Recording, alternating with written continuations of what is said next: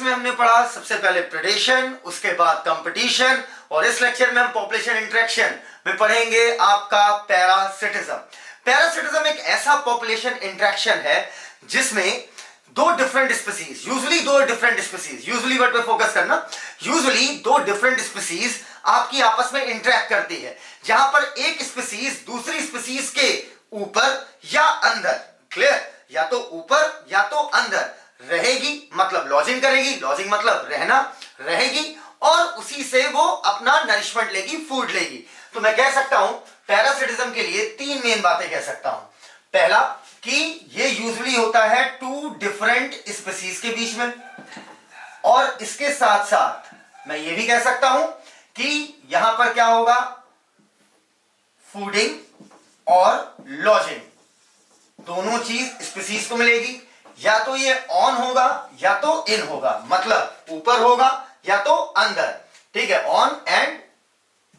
On और इन the host. अब समझना बेटा, पैरासिटिज्म में कायदे से सुनिएगा, मान लीजिए कोई स्पीसीज ए है और ये कोई स्पीसीज मैंने लिख दिया बी, और स्पीसीज ए स्पीसीज बी के ऊपर या अंदर रह रही है और इससे फूड ले रही है, मतलब फ्री फूडिंग, फ्री लॉजिंग। अब आप क्या कहोगे कि स्पीसीज बी स्पीसीज ए की क्या है, होस्ट, इसे कहा जाएगा होस्ट, और स्पीसीज ए यहां पर कहलाएगी पैरासाइट।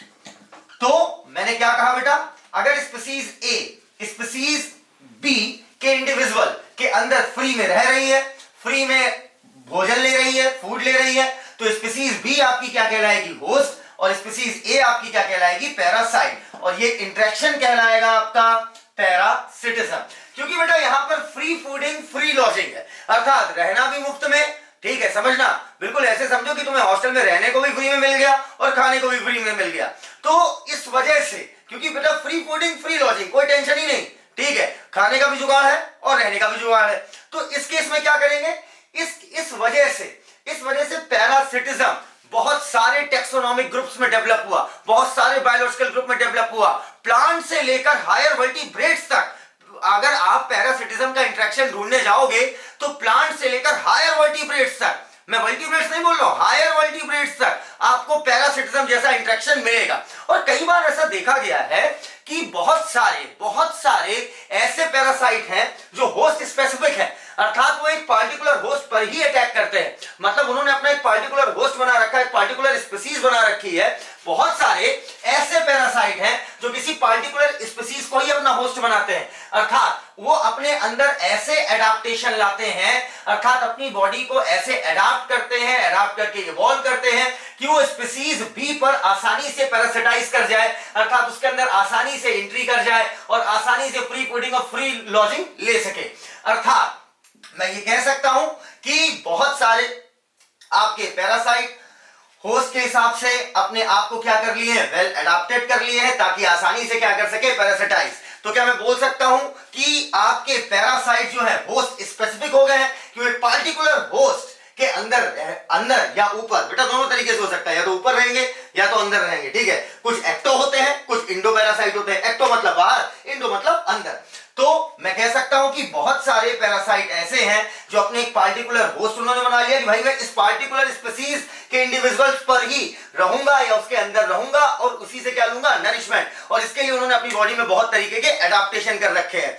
और अगर मैं ये कहूं कि बेटा इन्होंने जो एडाप्टेशन कर रखे हैं कि मैं भाई स्पीसीज ए ने कहा कि मैं स्पीसीज बी को पैरासिटाइज करूंगा, मैं जाऊंगा इसके अंदर और इसके अंदर जाकर क्या करूंगा भैया, रहूंगा और रहने के साथ साथ भोजन लूंगा। अब मान लो लेकिन स्पीसीज बी ने क्या किया, स्पीसीज बी का तो नुकसान हो रहा है। क्यों नुकसान हो रहा है भाई उसके अंदर कोई आ रहा है, उसी के अंदर रह भी रहा है, चलो रह रहा है एक बार चल जाएगा, लेकिन उसी से भोजन प्राप्त कर रहा है, फूड ले रहा है, तो स्पीसीज बी यहां पर क्या हुई, डेट्रीमेंटल हुई, अर्थात इसका नुकसान हो रहा है। और स्पीसीज ए का फायदा नहीं, फायदा ही फायदा है, अर्थात रहने को भी मिल गया, खाने को भी मिल गया। तो मैं बोल सकता हूं कि यहां पर प्लस माइनस का इंटरेक्शन होगा, अर्थात स्पीसीज ए जो है आपकी उसका फायदा हो रहा है, स्पीसीज बी का नुकसान हो रहा है। तो अब अगर मान लो स्पीसीज ए ने अपने अंदर जो भी एवोल्यूशन किया, जो भी अपनी बॉडी में ट्रेड्स इवॉल्व किए ताकि वो स्पीसीज बी में आसानी से पैरासिटाइज कर सके, वो पार्टिकुलर होस्ट को आसानी से पैरासिटाइज कर सके।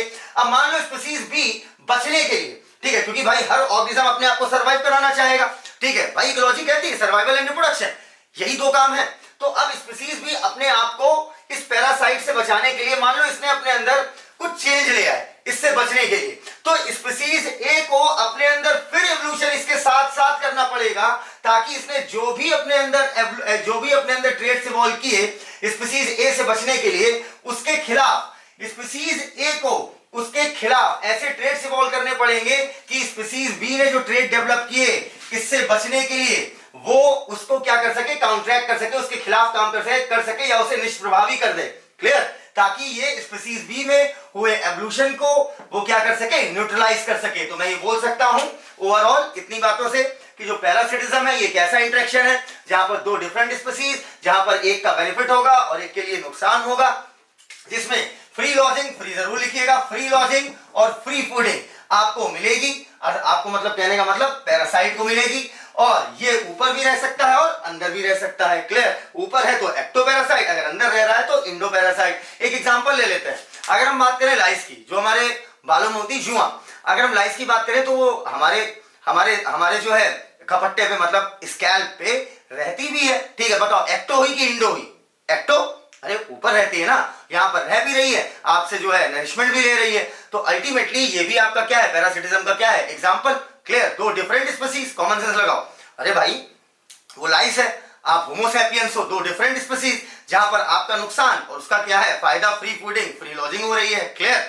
और ये आपकी किसकी एग्जांपल होगी, एक्टोपैरासाइट, अर्थात ऑन द होस्ट हम क्या कहलाएंगे, होस्ट, और वो क्या कहलाएगी, पैरासाइट। इतनी बातें क्लियर? अब अगर मान लो, मैं अगर आपको ऐसे समझाऊं कि मान लो हमारे स्कैल्प में अर्थात हमारे खपट्टे में कुछ ऐसा एडाप्टेशन हुआ कि जुए जो हैं, जो लाइस हैं, वो आसानी से बैठ ना पाए उसके ऊपर, तो क्या होगा, उसे भी अपने हिसाब से, उसे भी हमारे हिसाब से अपने आप को क्या करना पड़ेगा, इवॉल्व, अर्थात जो ट्रेड्स हमने उसके खिलाफ बनाए कि भाई वो हमें पैरासिटाइज ना कर पाए, अर्थात उसे भी अपने अंदर क्या करना पड़ेगा, एवोल्यूशन, उन ट्रेड से लड़ने के लिए। अर्थात इन शॉर्ट मैं बोल सकता हूं कि ये आपका अगर स्पीसीज ए और स्पीसीज बी के बीच में परफेक्ट पैरासिटिक रिलेशनशिप देखना है तो दोनों को क्या करना पड़ेगा, को इवॉल्व, अर्थात जब भी एवोल्यूशन होगा तो साथ साथ स्पीसीज बी ने बचने के लिए कोई एवोल्यूशन किया तो स्पीसीज ए ने अपने अंदर फिर कुछ ऐसा एवोल्यूशन लाया जिससे स्पीसीज बी ने जो बचने के लिए अपने अंदर ट्रेड्स लाए उसके वो खिलाफ काम कर सके, कॉन्ट्रैक्ट कर सके या उसको उसके इफेक्ट को न्यूट्रलाइज कर सके। तो आइए अब हम एनसीईआरटी की रीडिंग करते हैं। आओ बेटा, अब हमने जितना पढ़ा उसे हम एनसीईआरटी से बनाए गए नोट से रीड करेंगे। ठीक है, ये सेल्फ मेड नोट्स है, बहुत आसान होगी तुम्हें समझने के लिए। ठीक है, पॉपुलेशन इंटरेक्शन में नोट्स बनाना बहुत जरूरी है, मैं फिर बोल रहा हूं। चलिए अब शुरू करते हैं पैरासिटिज्म की notes. Parasitic mode of life में फ्री लॉजिंग मतलब रहने की जगह और मील मिल जाता है, इसलिए ये बिल्कुल सरप्राइजिंग नहीं होगा कि बहुत सारे टेक्सोनोमिक ग्रुप्स प्लांट से लेकर हायर वर्टिब्रेट्स तक में पैरासिटिज्म इवॉल्व हुआ। कई पैरासाइट अपने आप को किसी स्पेसिफिक होस्ट, किसी पार्टिकुलर होस्ट के लिए इवॉल्व कर लिए। इसका मतलब means they can parasitise only a single species of A host. Host की किसी सिंगल स्पीसीज को ही वो पैरासिटाइज करते हैं, उन्हीं के लिए उन्होंने अपनी बॉडी में एडाप्टेशन किया। होस्ट स्पेसिफिक पैरासिटिज्म, अगर किसी पार्टिकुलर होस्ट के लिए कोई पैरासाइट एडाप्टेड है के केस में होस्ट और पैरासाइट दोनों को साथ साथ मतलब को इवॉल्व होना पड़ेगा। इन सिंपल वर्ड, अगर आसान शब्दों में समझे कि अगर होस्ट ने स्पेशल मैकेनिज्म के थ्रू पैरासाइट को रिजेक्ट या रेजिस्ट कर दिया, ठीक है, अगर होस्ट ने अपने अंदर कुछ स्पेशल ऐसा मॉर्फोलॉजिकल या अपने अंदर एनाटॉमिकल या फिजियोलॉजिकल चेंज लाकर पैरासाइट को रिजेक्ट करने के लिए या रेजिस्ट करने के लिए कोई मैकेनिज्म डेवलप कर ली, तो पैरासाइट को अपने अंदर एवोल्यूशन करना पड़ेगा। ऐसा एवोल्यूशन करे कि होस्ट के एवोल्यूशन को वो काउंटरैक्ट कर सके, मतलब उसके खिलाफ काम कर सके, उसे न्यूट्रलाइज कर सके, उसके इफेक्ट को, जो भी होस्ट ने अपने आप को बचाने के लिए अपने अंदर जो भी एवोल्यूशन लाया है उससे लड़ सके, तभी तो उसके अंदर बेटा वो एंट्री कर पाएगा। अर्थात अंदर एंट्री कहने का मतलब है कि उसमें वो रह सकेगा और उसे फूड और लॉजिंग दोनों मिल जाएगा। तो क्या लिखा है बेटा पढ़ना, अगर होस्ट ने स्पेशल मैकेनिज्म के थ्रू पैरासाइट को रिजेक्ट या रेजिस्ट कर दिया तो पैरासाइट को अपने अंदर एवोल्यूशन करके होस्ट के एवोल्यूशन को काउंटरैक्ट करके न्यूट्रलाइज करना पड़ेगा, तभी सक्सेसफुल पैरासिटिक रिलेशन बनेगा। इसे जल्दी से छाप लीजिए। आओ बेटा, अब हम देखेंगे कि पैरासाइट्स ने अपने अंदर क्या क्या एडाप्टेशन किया ताकि वो होस्ट पर कायदे से अटैक कर पाए और वहां और उससे ले पाए free fooding and free lodging, मुफ्त में रहना, मुफ्त में खाना। तो समझिएगा, सबसे पहला एडाप्टेशन कि वो होस्ट पर अपनी डोमिनेंसी शो कर पाए, सबसे पहले उन्होंने किया, ये 4 मेजर एडाप्टेशन है बेटा, ध्यान रखना, 4 मेजर एडाप्टेशन जो पैरासाइट्स ने किया ताकि वो होस्ट की मशीनरी पर या होस्ट के बॉडी सिस्टम पर रह पाए और या बॉडी सिस्टम के अंदर रह पाए और उससे फ्री फूडिंग फ्री लॉजिंग ले पाए। तो सबसे पहले इन्होंने किया लॉस ऑफ अननेसेसरी, पहला एडाप्टेशन जो हम पढ़ रहे हैं, loss of unnecessary sense organ. देखो पहले बात कुछ नहीं होता, क्या पहले कहने का मतलब ये पहला पॉइंट है, ठीक है, पहले बात कुछ नहीं, एवोल्यूशन के थ्रू ये स्टेप बाय स्टेप होता गया है। तो loss of unnecessary sense organ, जो बेफालतू के सेंस ऑर्गन है बॉडी के, उन्होंने उसको क्या किया, उन्होंने उसको एवोल्यूशन के साथ रिमूव कर दिया, हटा दिया। क्यों? क्योंकि बेटा ये स्पेशली इंडोपैरासाइट के लिए बात की जाती है, इस बात को फोकस करिएगा। एक्टो ने भी बहुत कुछ लॉस किया, लेकिन इंडोपैरासाइट के लिए स्पेशली बात की जाती है कि उन्होंने अननेसेसरी बेफालतू के सेंस ऑर्गन उन्होंने इसलिए अपनी एवोल्यूशन के थ्रू बॉडी से रिमूव किए क्योंकि जो इंडोपैरासाइट है उसे एक्सटर्नल एनवायरनमेंट फेस करना ही नहीं है और बॉडी के अंदर का टेंपरेचर, बॉडी के अंदर की ऑस्मोलैरिटी, अब ये क्या होती है बेटा, रेगुलेटेड होती है। दैट्स व्हाई किसकी, होस्ट की, यूजुअली जो आपके होस्ट होते हैं, मैक्सिमम होस्ट आपके थर्मोरेगुलेटर और ऑस्मोरेगुलेटर्स हैं। तो जो इंडोपैरासाइट्स हैं उन्होंने अननेसेसरी सेंस ऑर्गन हटा दिया क्योंकि उनका एक्सटर्नल एनवायरनमेंट से सामना होना ही नहीं था। अब सर रहने देते तो क्या फर्क पड़ता, बेटा याद रखना, बायोलॉजी कहती है कि हर ऑर्गेनिज्म अपनी बॉडी के अंदर 2 चीजें बचाना चाहता है, एक एनर्जी और एक वाटर। तो वो क्यों बेफालतू के सेंस ऑर्गन को डेवलप करने के लिए सेल डिवीजन कराएगा। अब अगर सेल डिवीजन कराएगा, डिफरेंशिएशन कराएगा तो एनर्जी लगेगी और एनर्जी वो फालतू वेस्ट क्यों करे, ठीक है। तो सबसे पहला पॉइंट हमने क्या पढ़ा, अननेसेसरी सेंस ऑर्गन को उन्होंने हटाया। दूसरा पॉइंट उन्होंने क्या किया बेटा खुद सोचो, अगर मान लो कोई इंडोपैरासाइट मेरी बॉडी के अंदर जाता है, ठीक है, अब बॉडी के अंदर जाता है लेकिन अगर मान लो मेरी इंटेस्टाइन से ना चिपक पाएगा तो क्या होगा बेटा, फीकल मैटर के साथ बाहर हो जाएगा। तो उनके पास कुछ ना कुछ एडहेसिव ऑर्गन होना चाहिए था, कुछ ना कुछ एडहेसिव स्ट्रक्चर चाहिए थी। एडहेसिव मतलब जिससे वो चिपक सके होस्ट से, अगर चिपकेंगे नहीं तब तो रिमूव हो जाएंगे ना बॉडी से। तो उन्होंने क्या किया, अपनी बॉडी में डेवलप किया कुछ एडहेसिव ऑर्गन या बोल दीजिए एडहेसिव स्ट्रक्चर डेवलप करी जिसकी मदद से वो क्लिंग कर सके, चिपक सके होस्ट से। क्लियर है। तो अब दूसरा इन्होंने क्या किया, प्रेजेंस ऑफ एडहेसिव स्ट्रक्चर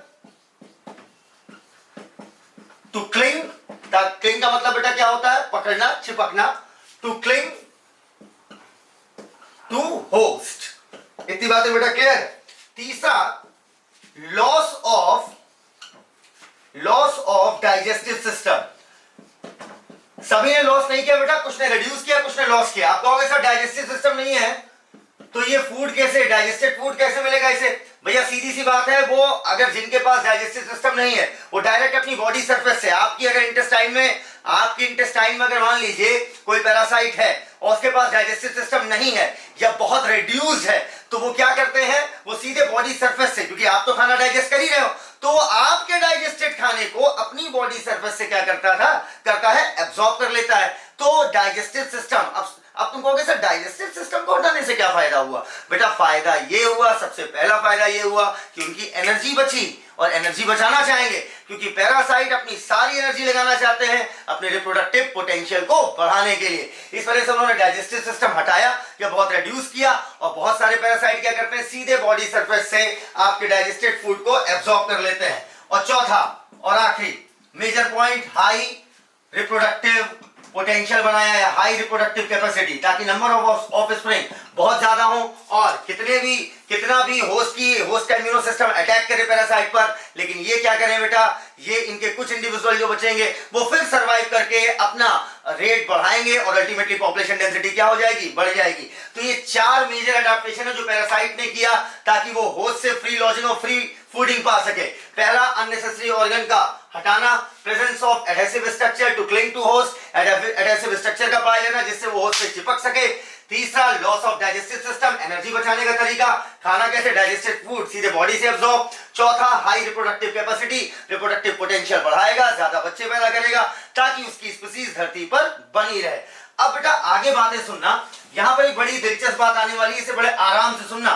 देखना मैं क्या कह रहा हूं, इससे आगे अगर आप टॉपिक पढ़ना चाहो, एडाप्टेशन इन पैरासाइट तो खत्म हो गया, लेकिन इसका अगला टॉपिक अगर आप पढ़ना चाहोगे तो सबसे पहले आपको पता होना चाहिए कि डेफिनेटिव होस्ट क्या होता है, मतलब प्राइमरी होस्ट क्या होता है, और इसके बाद इंटरमीडिएट होस्ट क्या होता है, या सेकेंडरी होस्ट क्या होता है, और वेक्टर क्या होता है। इन सारे टर्म्स में डिफरेंस क्या है। अगर आपको इन सारे टर्म्स में डिफरेंस नहीं क्लियर है तो यकीन मानिए आप एनसीईआरटी की लाइन ही नहीं समझ सकते हो। हाँ, रट सकते हो, 2-3 बार बोल के दिमाग में डाल सकते हो, पर अगर क्वेश्चन हल्का सा टर्न कर दिया, हल्का सा स्विच कर दिया, तो आप क्वेश्चन नहीं निकाल पाओगे। तो सबसे पहले हर लेक्चर की तरह पहले हम बेस पर अटैक करेंगे, फिर इमारत तो खुद ब खुद बनती चली जाएगी। आइए अब इधर देखिएगा मैं क्या कह रहा हूं। होस्ट को हम 2 भागों में डिवाइड करते हैं। अब आप पूछोगे किस बेस पर डिवाइड किया, पढ़ लो अपने आप, समझ में आ जाएगा बेटा। पहला कहलाता है डेफिनेटिव होस्ट। कौन से होस्ट? डेफिनेटिव होस्ट, और इन्हीं को हम बोलते हैं प्राइमरी। मैंने ऐसे 1 डिग्री लिख दिया, मतलब प्राइमरी, ठीक है। दूसरा कहलाते हैं आपके इंटरमीडिएट होस्ट, और ये जो इंटरमीडिएट होस्ट हैं ये कहलाते हैं सेकेंडरी होस्ट। इतनी बातें क्लियर? अब समझना बेटा, होस्ट कितने प्रकार के? 2, एक डेफिनेटिव दैट इज प्राइमरी और एक इंटरमीडिएट दैट इज सेकेंडरी। अब देखना, ऐसे ऑर्गेनिज्म, क्या बोला? ऐसे ऑर्गेनिज्म, ठीक है, किसी भी पैरासाइट के प्राइमरी होस्ट कहलाएंगे जिनके अंदर वो पैरासाइट अपनी सेक्सुअल रिप्रोडक्शन वाली एक्टिविटी शो करेगा, अर्थात गैमेट का फ्यूजन होकर जाइगोट का निर्माण होना, अर्थात सेक्सुअल रिप्रोडक्शन वाली एक्टिविटी जिसमें होगा वो क्या कहलाएंगे? आपके डेफिनेटिव होस्ट। और बची हुई लाइफ साइकिल जिसमें पूरी हो रही है वो क्या कहलाएंगे? आपके इंटरमीडिएट होस्ट। इतनी बातें एकदम क्लियर? तो अब मैं क्या कर रहा हूं, पहले इनकी डेफिनेशन लिख दे रहा हूं, ठीक है, और उसके बाद थोड़ा सा और इस पर बातें करेंगे, फिर हम आएंगे एनसीईआरटी की लाइन पे। आओ बेटा, अब हम नोट्स बनाते हैं एडाप्टेशन इन पैरासाइट्स का। देखो 4 मेजर एडाप्टेशन है। पहला, loss of unnecessary sense organ. जितने भी आलतू फालतू के सेंस ऑर्गन थे वो उन्होंने क्या किया? अपनी बॉडी से रिड्यूस कर दिया या बिल्कुल खत्म कर दिया। Loss of unnecessary sense organ. दूसरा point, presence of adhesive organ, ताकि वो चिपक सके, या सकर बोल दीजिए, टू क्लिंग टू होस्ट, ताकि होस्ट से क्लिंग कर सके, चिपक सके। तीसरा, लॉस ऑफ डाइजेस्टिव सिस्टम, या तो उन्होंने डाइजेस्टिव सिस्टम पूरी तरीके से खत्म कर लिया या तो उन्होंने बहुत रिड्यूस किया। चौथा और आखिरी एडाप्टेशन क्या था पैरासाइट्स में? होस्ट का नहीं बोल रहा हूं, पैरासाइट का। चौथा, हाई रिप्रोडक्टिव कैपेसिटी। अब पढ़िएगा, life cycle of parasites are अक्सर कॉम्प्लेक्स, ऑफन कॉम्प्लेक्स, जिसमें 1 या 2 इंटरमीडिएट होस्ट होते हैं, और ये इंटरमीडिएट होस्ट आपके वेक्टर की तरह भी काम कर सकते हैं, और वेक्टर टू फैसिलिटेट, ताकि आसानी से करा सके पैरासिटाइजेशन ऑफ प्राइमरी होस्ट। क्योंकि बेटा प्राइमरी होस्ट को पैरासिटाइज करना, प्राइमरी होस्ट को पैरासिटाइज करना ही तो मेन काम है। पैरासाइट का क्या मेन काम है? कि प्राइमरी होस्ट जरूर पैरासिटाइज हो, क्योंकि सेक्सुअल रिप्रोडक्शन किसमें होता है? प्राइमरी होस्ट में। तो प्राइमरी होस्ट को पैरासिटाइज कर सके, इस वजह से ये यूज करते हैं 1 या 1 से ज्यादा इंटरमीडिएट होस्ट या वेक्टर, ठीक है। इस वजह से इनकी लाइफ साइकिल क्या हो गई? Complex. Example, liver fluke, trematode parasite. Trematode बेटा क्या है? फाइलम प्लेटिहेल्मिन्थेस की एक क्लास है ट्रिमाटोड, उसका एग्जांपल क्या लिया? Liver fluke, Fasciola hepatica. Liver fluke में बेटा स्नेल और फिश, ये दोनों आपके स्नेल और फिश, ये दोनों आपके हैं इंटरमीडिएट होस्ट। कैसे होस्ट बेटा? इंटरमीडिएट होस्ट, जिन्हें हम और क्या बोल सकते हैं? Secondary host. और अगर आपसे पूछा जाए इनका प्राइमरी होस्ट क्या है, तो प्राइमरी होस्ट क्या हो जाएगा इनका? ह्यूमन, मतलब सेक्सुअल साइकिल किसमें कंप्लीट होती है इनकी? ह्यूमन में। अगला दूसरा एग्जांपल यहां पर लिया गया, मलेरिया। मलेरिया में जो प्लाज्मोडियम है, ये आपका प्लाज्मोडियम आपका पैरासाइट की तरह काम कर रहा है, या और डिटेल में घुस के बात करना चाहो तो ये पैथोजन की तरह काम कर रहा है, क्योंकि डिजीज करा रहा है। और यहां पर मलेरिया में होस्ट कौन है बेटा? 2, एक मॉस्किटो है और एक ह्यूमन।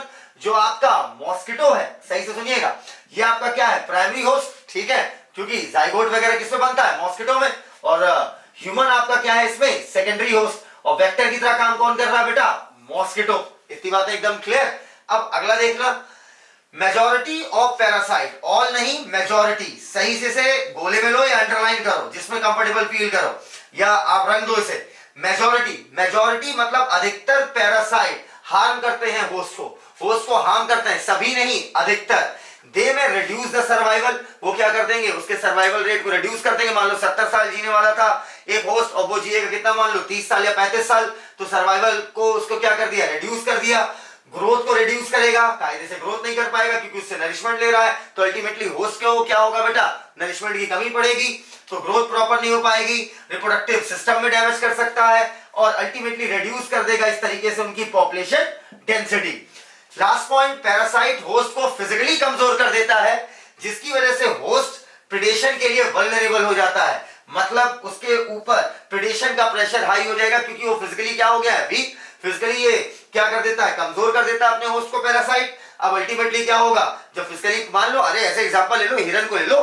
अगर हिरन को हमें एज एग्जांपल ले लें, मान लो हिरन में कोई पैरासाइट एंट्री कर गया, जिसकी वजह से वो फिजिकली वीक हो गया। अब जब शेर दौड़ाएगा तो क्या वो उतनी तेजी से भाग पाएगा? नहीं। तो अल्टीमेटली क्या होगा, हिरन ज्यादा मारे जाएंगे, पॉपुलेशन डेंसिटी क्या हो जाएगी, कम। तो सोचिए पैरासाइट का इफेक्ट कितनी दूर तक आ रहा है, हिरन की पॉपुलेशन डेंसिटी पे आ रहा है। तो इसे जल्दी से छापिए, फिर हम अगली बातें शुरू करते हैं। आओ बेटा, अब हम बात करेंगे कि होस्ट क्या है। होस्ट कहने का मतलब क्या था बेटा, कि पैरासाइट जिसमें फ्री फूडिंग और फ्री लॉजिंग ऑब्टेन करता है, जिससे प्राप्त करता है, वो पैरासाइट का क्या कहलाता है, होस्ट। होस्ट आपके दो प्रकार के होते हैं, एक कहलाता है प्राइमरी होस्ट और एक कहलाता है सेकेंडरी। प्राइमरी होस्ट को हम डेफिनेटिव होस्ट भी बोलते हैं और सेकेंडरी होस्ट को हम इंटरमीडिएट होस्ट बोलते हैं। अब कैसे डिसाइड करेंगे कि पैरासाइट जिसमें जिस ऑर्गेनिज्म से फ्री फूडिंग या फ्री लॉजिंग ले रहा है वो प्राइमरी है या सेकेंडरी? तो मेन डिफरेंस बेटा ये है कि पैरासाइट जिसमें अपनी सेक्सुअल साइकिल कंप्लीट कर रहा है वो कहलाएगा प्राइमरी, और जिसमें बाकी बची लाइफ साइकिल कंप्लीट कर रहा है वो कहलाएगा सेकेंडरी। अब थोड़ा सा इसे और इलैबोरेट करें तो बेटा प्राइमरी अर्थात डेफिनेटिव होस्ट, हम कह सकते हैं कि इसमें पैरासाइट अपने आप को मैच्योर करेगा और अपनी सेक्सुअल साइकिल पूरी करेगा। मैच्योर होगा तभी तो सेक्सुअल साइकिल पूरी होगी। और जो सेकेंडरी होस्ट है उसमें, अब बेटा जब सेक्सुअल साइकिल पूरी होगी तो बच्चा पैदा होगा, वो बच्चा क्या होगा, बच्चा है मतलब इमेच्योर है। इमेच्योर बच्चा रहेगा किसमें, सेकेंडरी होस्ट में। समझना कायदे से, सेकेंडरी होस्ट में रहेगा और अपना डेवलपमेंट करेगा और बची हुई लाइफ साइकिल कंप्लीट करेगा। तो क्या मैं बोल सकता हूं प्राइमरी होस्ट में सेक्सुअल साइकिल पूरी होगी और बाकी बची हुई साइकिल किसमें, सेकेंडरी। अब देखना बेटा होस्ट कितने प्रकार के, प्राइमरी को बोला डेफिनेटिव, सेकेंडरी को बोला इंटरमीडिएट। प्राइमरी होस्ट की definition, organism in which parasite reaches maturity and reproduce sexually. इतनी बातें क्लियर। और सेकेंडरी क्या, ऑर्गेनिज्म दैट हार्वर्स मतलब रखता है द सेक्सुअली इमेच्योर पैरासाइट और is required by parasite to undergo development। और सेकेंडरी होस्ट किस लिए चाहिए, ताकि पैरासाइट अपना डेवलपमेंट करे और बची हुई लाइफ साइकिल को कंप्लीट इट्स लाइफ साइकिल अपनी क्या करे बेटा, कंप्लीट करे। इतनी बातें एकदम क्लियर। ऐसा देखा गया है कि होस्ट जो है वो वेक्टर की तरह भी काम कर सकता है। एग्जाम्पल के तौर पर, एग्जाम्पल देने से पहले ये समझेंगे वेक्टर क्या होता है, ठीक है। अब वेक्टर क्या होता है बेटा, वेक्टर कहने का मतलब वाहक, जो किसी चीज को एक जगह से दूसरी जगह ट्रांसफर करे। अर्थात कोई भी ऐसा ऑर्गेनिज्म, देखो वेक्टर इससे अलग सोचना, वेक्टर समझो क्या है, कोई भी ऐसा ऑर्गेनिज्म वेक्टर कहलाएगा जो पैरासाइट को किसी एक ऑर्गेनिज्म से ले जाकर दूसरे ऑर्गेनिज्म में छोड़ आए, वो ऑर्गेनिज्म क्या कहलाएगा, वेक्टर। ऐसे समझो बेटा, मेरे सामने दो ऑर्गेनिज्म खड़े हैं, ठीक है, एक ये, एक ए और एक का नाम है बी, ठीक है। अब ए के अंदर पैरासाइट है लेकिन बी के अंदर पैरासाइट नहीं है। सही से समझना क्या बोला, ए ऑर्गेनिज्म ये, बी ऑर्गेनिज्म ये, ए के अंदर पैरासाइट है, बी के अंदर पैरासाइट नहीं है। और मैंने क्या किया, पैरासाइट ए से उठाकर बी में डाल दिया, तो मैं क्या कहलाऊंगा, वेक्टर अर्थात वाहक, जिसने ट्रांसफर किया पैरासाइट को एक ऑर्गेनिज्म से दूसरे ऑर्गेनिज्म में, ठीक है। होस्ट आपके वेक्टर की तरह भी काम कर सकते हैं, अर्थात वो पैरासाइट को एक जगह से दूसरी जगह ट्रांसफर कर सकते हैं। इतनी बातें एकदम क्लियर है। अब समझना बेटा अच्छे से। तो इतनी बातें जो मैंने आपको बताई ये बेस है सिर्फ एनसीईआरटी की एक लाइन को समझने के लिए। सर एक लाइन को समझने के लिए हम ये क्यों समझे, कोई बात नहीं बेटा, बाद में समझोगे, समझना तो पड़ेगा, हर एक बात सीखनी पड़ेगी, ठीक है। बिल्कुल पोस्टमार्टम कर डालो एनसीईआरटी का, क्योंकि एनसीईआरटी एक बेटा national council of educational research and training, ठीक है। तो एनसीईआरटी बहुत बहुत सजी हुई किताब है, उसको खोलना पड़ता है, उसके धागे खोलने पड़ते हैं। तो अब कायदे से सुनना बेटा मैं क्या कहना चाह रहा हूं। एनसीईआरटी लिखती है कि पैरासाइट की लाइफ साइकिल कॉम्प्लेक्स होती है, ठीक है। कहता है अमूमन देखा गया है कि पैरासाइट की लाइफ साइकिल कॉम्प्लेक्स होती है। और हैरानी की बात तो है कि बेटा बहुत सारे पैरासाइट की लाइफ साइकिल अभी तक हमें कायदे से क्लियर नहीं है, और यहां तक कि उनमें हम ये नहीं बता पाते कि कौन वाला प्राइमरी होस्ट है कौन वाला सेकेंडरी, क्योंकि कुछ पैरासाइट तो अजीबोगरीब काम करते हैं, थोड़ा सा सेक्सुअल साइकिल इसमें चलाएंगे थोड़ा उसमें। तो अभी तक जितना क्लियर कट डिस्टिंक्शन है आपके लेवल पर वो यही है, क्लियर। और डिटेल में इसमें जाने का बेटा कोई फायदा नहीं है, ठीक है। तो मेरी बात समझना सीधी सीधी मैं क्या कह रहा हूं। एनसीईआरटी लिखती है कि प्राइमरी होस्ट जो है, समझना कायदे से, प्राइमरी होस्ट आपका मेन हुआ, ठीक है। मेन किस तरह से बोल रहा हूं, क्योंकि बेटा सेक्सुअल साइकिल इसमें चल रही है। सेक्सुअल साइकिल मतलब जाइगोट बनेगा, जाइगोट के लिए क्या चाहिए, गैमेट, गैमेट बनाने के लिए मियोसिस, मियोसिस में आएगी आपकी क्या, प्रोफेज फर्स्ट, प्रोफेज फर्स्ट में आपका क्या होगा बेटा, क्रॉसिंग ओवर। अब अरे प्रोफेज फर्स्ट में आपकी क्या आएगी बेटा, पैकेटिन, पैकेटिन में होगा क्रॉसिंग ओवर, क्रॉसिंग ओवर होगा तो क्या हो जाएगा बेटा, रिकॉम्बिनेशन, और नया कॉम्बिनेशन, धीरे धीरे यही क्या लीड्स टू एवोल्यूशन।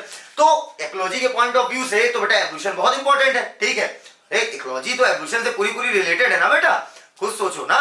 इकोलॉजी में हम क्या देखते हैं कि एबायोटिक बायोटिक स्ट्रेस से अपने अंदर कोई ऑर्गेनिज्म क्या क्या चेंजेस ला रहा है, ठीक है। उस तनाव को में अपने आप को अडॉप्ट करने के लिए चेंजेस लाएगा, तो सीधी बात है धीरे धीरे क्या होने लगेगा, वो इवॉल्व होने लगेगा। तो अब समझना, तो क्या मेरी इतनी बातों से बात प्रूव होती है कि सेक्सुअल वाला जो फेज है वो बेहद इंपॉर्टेंट है, मतलब ओवरऑल पैरासाइट के लिए प्राइमरी होस्ट बेहद इंपॉर्टेंट है। तो क्या सर सेकेंडरी की इंपॉर्टेंस नहीं है? है भैया, अगर सेकेंडरी होस्ट नहीं होगा तो ये कॉमन सेंस लगा लो, तो फिर वो अपनी बची हुई लाइफ साइकिल कैसे पूरी करेगा? चाहिए सेकेंडरी भी, पर दोनों में एक चूज करना है तो हम क्या कहेंगे, प्राइमरी, क्योंकि इसमें उसकी क्या चल रही है, सेक्सुअल साइकिल। इतनी बातें एकदम क्लियर।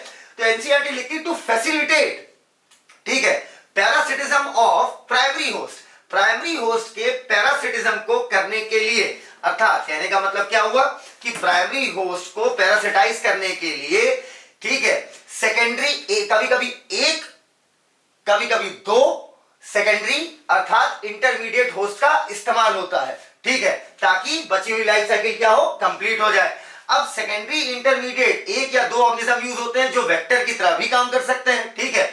इस वजह से इनकी लाइफ साइकिल क्या हो जाती है, कॉम्प्लेक्स, थोड़ी इधर चल रही, थोड़ी इधर चल रही है। इतनी बात एकदम क्लियर। अब क्या मैं अपनी बात को अगर मैं कंक्लूड करूं तो मैं ये बोल सकता हूं कि life cycle of parasite is complex, क्योंकि ये एक या दो इंटरमीडिएट ऑर्गेनिज्म यूज कर सकता है, वेक्टर यूज कर सकता है पैरासाइट, ठीक है, ताकि ये मदद कर सके कि प्राइमरी होस्ट में उसकी सेक्सुअल साइकिल परफेक्टली चल सके। सर अगर कॉमन सेंस लगा लो आप कि अगर डेवलपमेंट नहीं होगा तो क्या फिर वो डेवलपमेंट नहीं होगा तो फिर क्या वो मैच्योरिटी के लेवल पर आकर क्या वो सेक्सुअल साइकिल चला पाएगा? नहीं चला पाएगा। तो इतनी बात एकदम क्लियर। तो we can say life cycle of parasite are often complex, okay, अक्सर देखा गया है कॉम्प्लेक्स होती है, जिसमें एक या दो आपके सेकेंडरी होस्ट अर्थात इंटरमीडिएट होस्ट यूज हो सकते हैं, वेक्टर यूज होगा। इतनी बात एकदम क्लियर, ताकि पैरासाइट एक जगह से दूसरी जगह ट्रांसफर कराया जा सके। और ये सारी चीजें किस लिए हो रही है? ताकि प्राइमरी होस्ट का पैरासिटिज्म किया जा सके।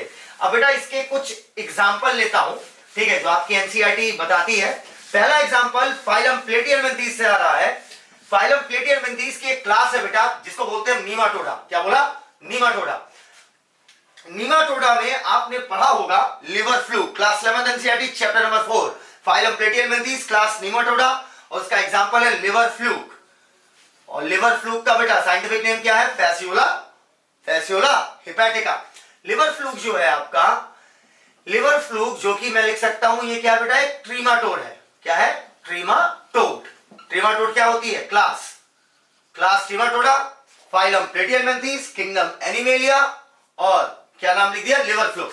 लिवर फ्लूक का जो प्राइमरी होस्ट है वो ह्यूमन है। क्या बोला? लिवर फ्लूक का प्राइमरी होस्ट ह्यूमन है, मतलब सेक्सुअल साइकिल किसमें चल रही है? ह्यूमन में। और इसका जो सेकेंडरी होस्ट है, इसका सेकेंडरी होस्ट आपका स्नेल है और फिश है। इतनी बात एकदम क्लियर। स्नेल और फिश यहां पर इसके क्या है? Secondary host. तो बताओ यहां पर कितने इंटरमीडिएट होस्ट यूज हुए हैं, मतलब सेकेंडरी होस्ट? दो। बताया था एक भी यूज हो सकता है, दो भी यूज हो सकता है। तो बताओ लिवर फ्लूक की लाइफ साइकिल सिंपल लग रही है कि कॉम्प्लेक्स लग रही है? कॉम्प्लेक्स। लिवर फ्लूक क्या हुआ बेटा? पैरासाइट हुआ, क्लियर, जिसमें प्राइमरी होस्ट की तरह वो यूज कर रहा है ह्यूमन को, ठीक है, फ्री फूडिंग, फ्री लॉजिंग, और सेकेंडरी होस्ट की तरह स्नेल और फिश को। चलो दूसरा एक फेमस एग्जांपल उठाते हैं, मलेरिया के पैरासाइट का, ठीक है, जो मलेरिया कॉज कराता है, मलेरिया का पैथोजन, अर्थात क्या नाम है आपका? प्लाज्मोडियम। अब प्लाज्मोडियम आपका वाइवैक्स है, फैल्सीपैरम है, ठीक है, ओएल है, ये तो बात की बात है, बस सिंपली मैंने लिख दिया प्लाज्मोडियम, ठीक है।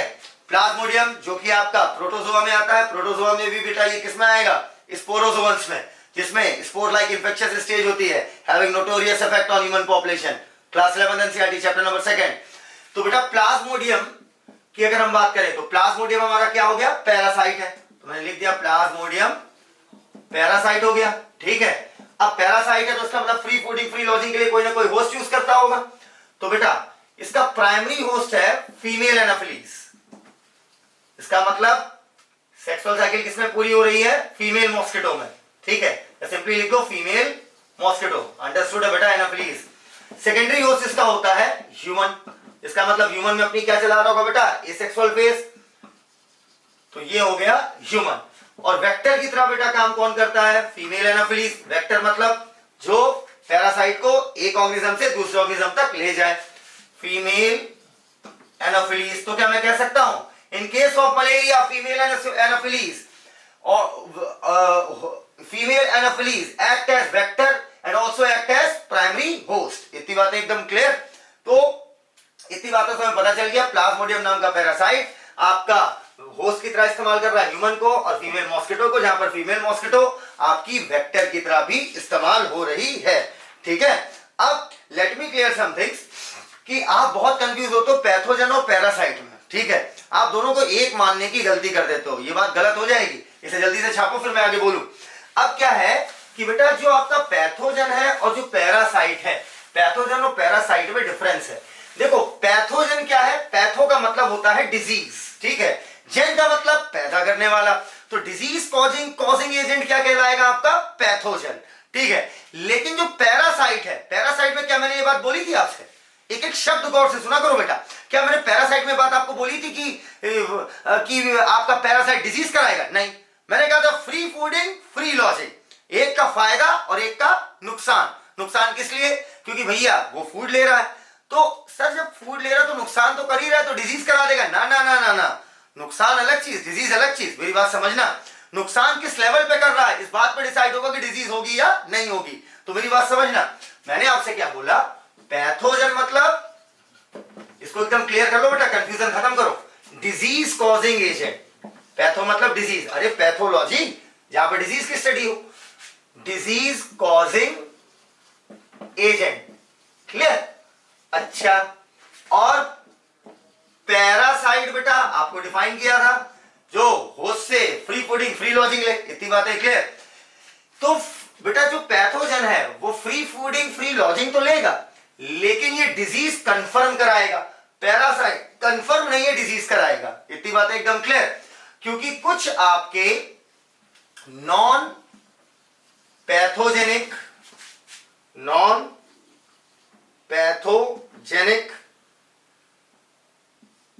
पैरासाइट होते हैं, अर्थात पैरासाइट तो होते हैं लेकिन वो इतना ज्यादा फूडिंग या लॉजिंग इतनी एक्सटेंसिवली नहीं करते हैं कि वो पैथोजेनिक साबित हो जाए, अर्थात डिजीज करा दे। तो क्या मैं बोल सकता हूं कि सभी के सभी पैरासाइट पैथोजन है? ये बात गलत है।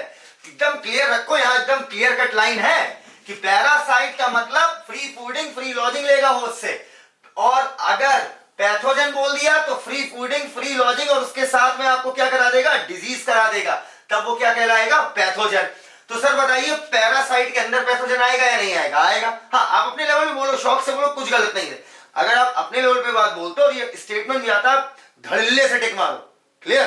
तो मैं बोल सकता हूं कि ऑल पैरासाइट आर पैथोजन, ये स्टेटमेंट हो जाएगा गलत, ठीक है। Most parasite are pathogen, some are non pathogenic parasite, अर्थात पैरासाइट तो है लेकिन इतना नुकसान नहीं करते हैं कि वो क्या हो जाए? Pathogenic, clear. अच्छा, लेकिन एक बात बताओ बेटा कि जो पैरासाइट है अब फूडिंग ले रहा है, लॉजिंग ले रहा है, ठीक है, अगर मान लो डिजीज करा रहा है तो सीधी बात है ऑर्गेनिज्म के सर्वाइवल पर क्या आएगा? खतरा आएगा। आएगा या नहीं आएगा? आएगा। ऑर्गेनिज्म सही से ग्रोथ नहीं कर पाएगा क्योंकि डिजीज हो गई है, तो ग्रोथ सही से नहीं कर पाएगा। और जो आपका ऑर्गेनिज्म है वो उसकी रिप्रोडक्टिव एबिलिटी, अर्थात इकोलॉजी के पॉइंट ऑफ व्यू से मेजर एबिलिटी, रिप्रोडक्टिव एबिलिटी को भी अफेक्ट करेगा, क्लियर। ओवरऑल ऑर्गेनिज्म को हार्म पहुंचाएगा, जिससे क्या होगा? ऑर्गेनिज्म के मरने का खतरा बढ़ेगा, ऑर्गेनिज्म कमजोर हो जाएगा, तो उसकी पॉपुलेशन डेंसिटी एन क्या हो जाएगी? कम। तो क्या मैं बोल सकता हूं कि ऐसे पैरासाइट जो पैथोजेनिक नेचर के हैं, मोस्ट है वो most parasite are pathogenic in nature, ठीक है, जो ऑर्गेनिज्म को हार्म करते हैं, उनके सर्वाइवल को इफेक्ट करते हैं, उनकी ग्रोथ रिटार्ड करते हैं, उनकी रिप्रोडक्टिव एबिलिटी कम कर देते हैं, अल्टीमेटली पॉपुलेशन डेंसिटी क्या कर देते हैं? कम। और कुछ सोचो बेटा कि पैरासाइट, अगर किसी पैरासाइट का तो मतलब प्रथम रूल है पहली बात मतलब पहला नियम है कि जो पैरासाइट है वो फ्री फूडिंग फ्री लॉजिंग लेना ही लेना, उसे रहेगा भी और भोजन भी लेगा।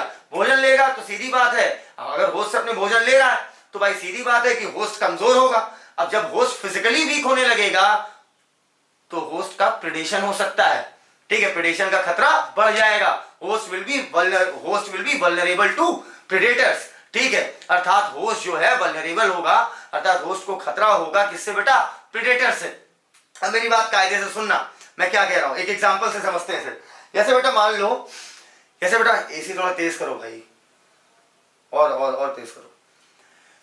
जैसे बेटा अगर तुम मान लो, हम क्या कह रहे हैं कि एक हिरन है, ठीक है, और हिरन में कोई पैरासाइट इंटर कर गया है और वो पैरासाइट उसकी बॉडी में रह भी रहा है और उससे खाना भी ले रहा है, ठीक है। अब फ्री फूडिंग फ्री लॉजिंग करते करते हिरन हो गया काफी कमजोर। अब जब शेर हिरन को दौड़ाएगा तो क्या हिरन अपनी मैक्सिमम पोटेंशियल से दौड़ पाएगा? नहीं दौड़ पाएगा।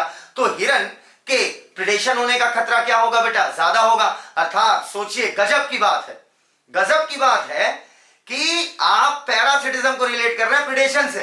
इफेक्ट ऑफ पैरासिटिज्म, पैरासिटिज्म का इफेक्ट कहां तक जा रहा है, प्रेडेशन तक, ठीक है। अभी हम सिर्फ नीट लेवल में बात कर रहे हैं बेटा, अगर इसी को हम और बड़े लेवल में बात करें तो सब कुछ आपस में कनेक्टेड हो जाएगा। लेकिन इतना मत कनेक्ट करना बेटा चीजों को कि खुद डिस्कनेक्ट हो जाओ, ठीक है।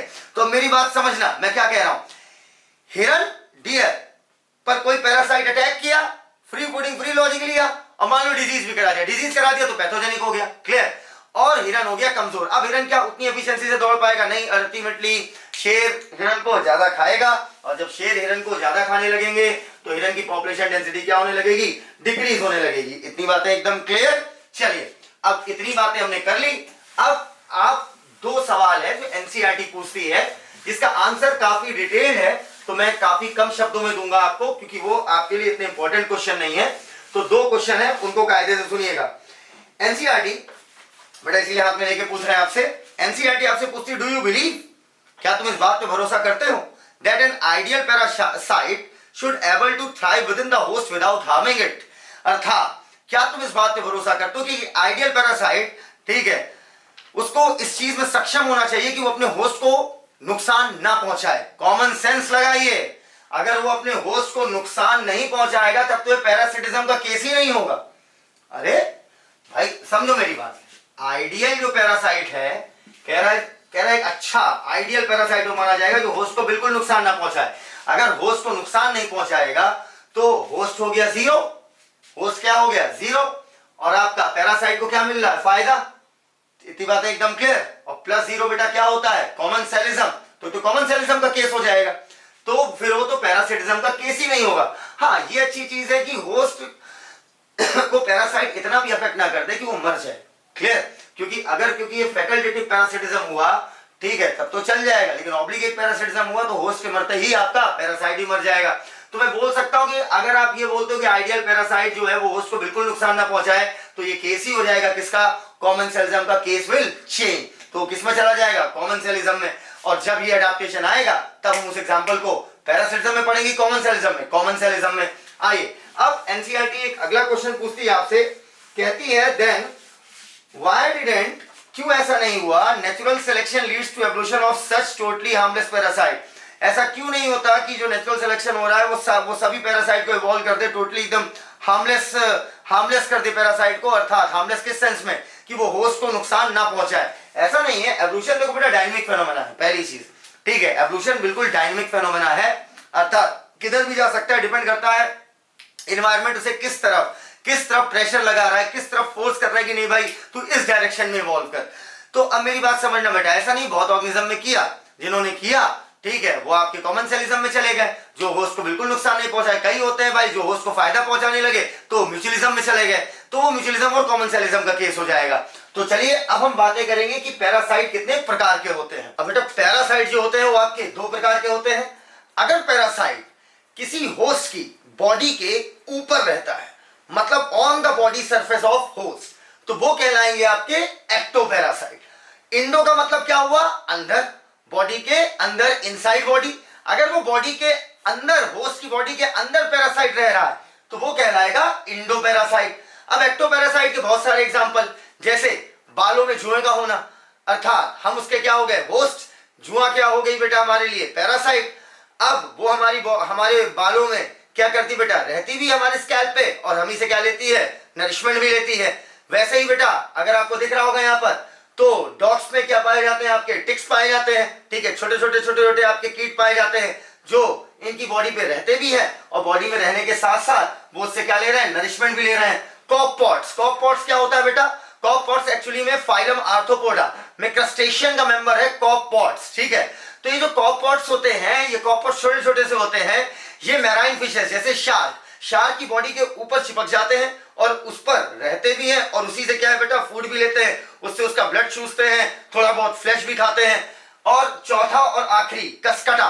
कसकटा जो है एक पैरासिटिक प्लांट है। अच्छा सवाल है, सुनना बेटा, कसकटा एक पैरासिटिक प्लांट है। Class 12 NCERT chapter number 2 sexual reproduction in flowering plant, last second page पर मैंने आपको पढ़ाया भी था। कसकटा जो कि एक पैरासिटिक प्लांट है, इसके पास ना तो क्लोरोफिल है ना तो लीव्स है। तो अगर कसकटा के पास जो कि एक पैरासिटिक प्लांट है, ना क्लोरोफिल है ना लीव्स है, इसका मतलब ये फोटोसिंथेसिस नहीं करेगा। फोटोसिंथेसिस नहीं करेगा इसका मतलब वो फूड किसी से लेगा।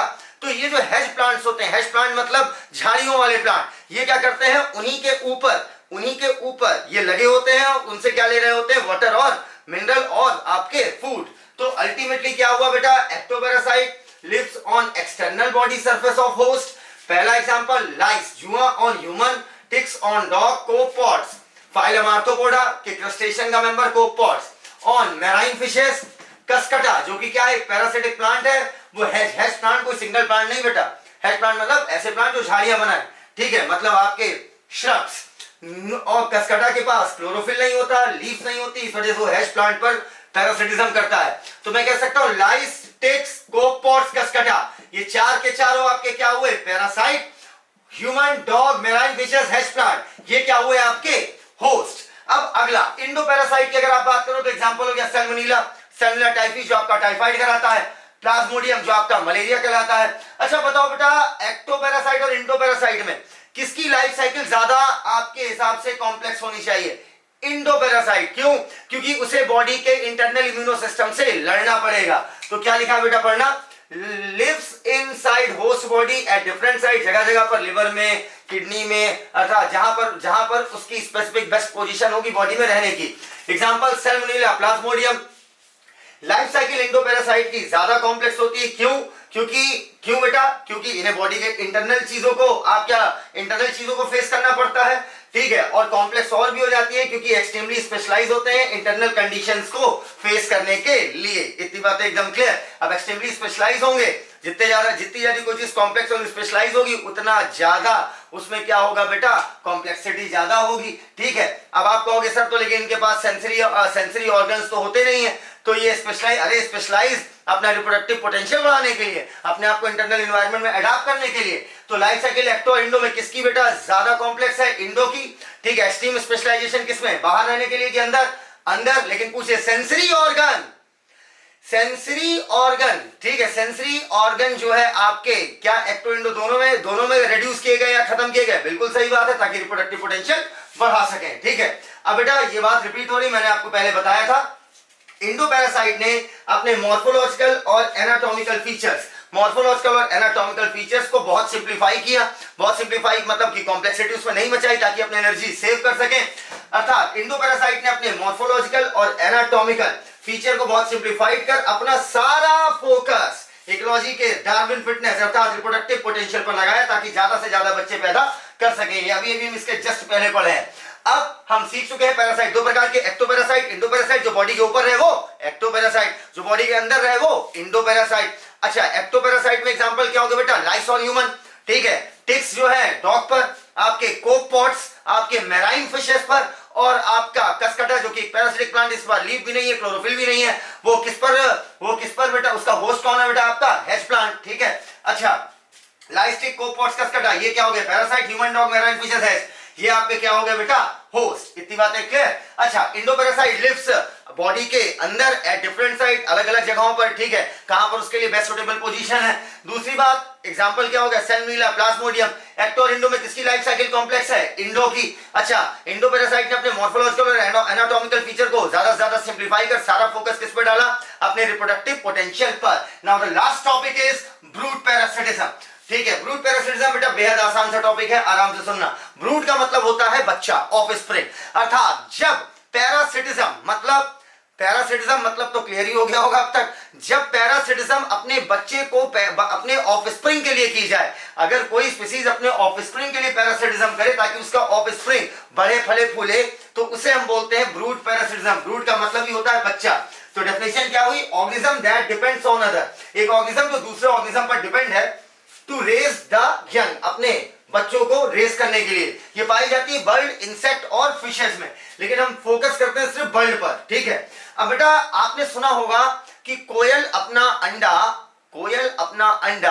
अपने घोंसले, भाई कोयल अपना अंडा जो है वो कौवे के घोंसले में रखती है। ठीक है, अब समझना इसे कायदे से। कोयल ने क्या दिमाग लगाया?